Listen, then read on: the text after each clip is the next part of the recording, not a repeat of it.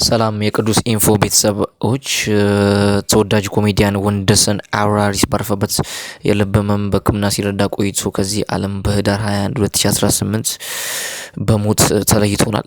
ተወዳጁ ተዋናይ ከያኒ ላለፉት 10 ዓመታት በላይ በፊልም ኢንዱስትሪው የቆየና በተለያዩ ተመልካቾች ተወዳጅነትን ያተረፈ ተዋናይ ነው። የሰራቸው ስራዎች ከተመልካቾች የበዛ አክብሮትና አድናቆት የደረሰው ጥሩ አእምሮ ጥንካሬ ያለው ተዋናይ ነበር ይላል ደረጃ ይሌ። ደረጃም ሲቀጥል ልጅ እያለ ወንደሰን ተገናኝተን ነበረ።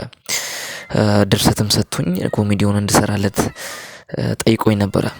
ነገር ግን ኮሜዲነቱን ድርሰቱን ሳይ በጣም አስገርሞኛል። ከልጅ የሚጠበቅ አልነበረም። አድናቆቴንም ለግሼ እሰራላለሁ ብዬ ልኬው ነበረ። እሱም አላሳፈረኝም። ትልቅ ስራ በመስራት ኢትዮጵያ ውስጥ ተወዳጅነትን አትርፏል።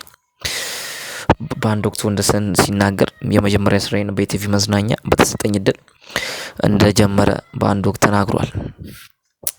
በዛም በመቀጠል ለአንጋፋ ከያንያን ስራዎችን በማበርከት ሰርቷል። ትልልቅ ስራዎችን ሰርቷል። አዳዲስ ኮሜዲያኖችንም አርቲስቶችንም እንዲፈሩ አድርጓል። ምሳሌ ሸዊትን ማየት እንችላለን። ሸዊትን በአንድ ወቅት ምስጋናዋን አድርሰዋለች።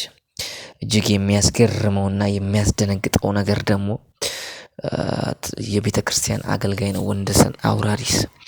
የቤተክርስቲያን አገልጋይ በሚወቅትም ሁልጊዜም የማርያምን ቀን በጣም የሚወደውና የሚያከብረው እጅግ የሚደሰትበት ቀን እንደሆነ ሲናገር ከጓደኞቹ ሰምቻለሁ። እኔም በአንድ ወቅት ለመገንዘብ ሞክሬያለሁ።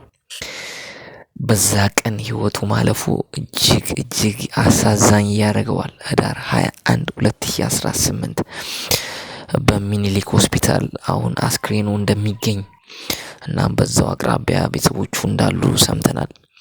የሚሆነው አስክሬኑ ላይ ምርመራ እየተደረገበት እንደሆነ ሰምተናል።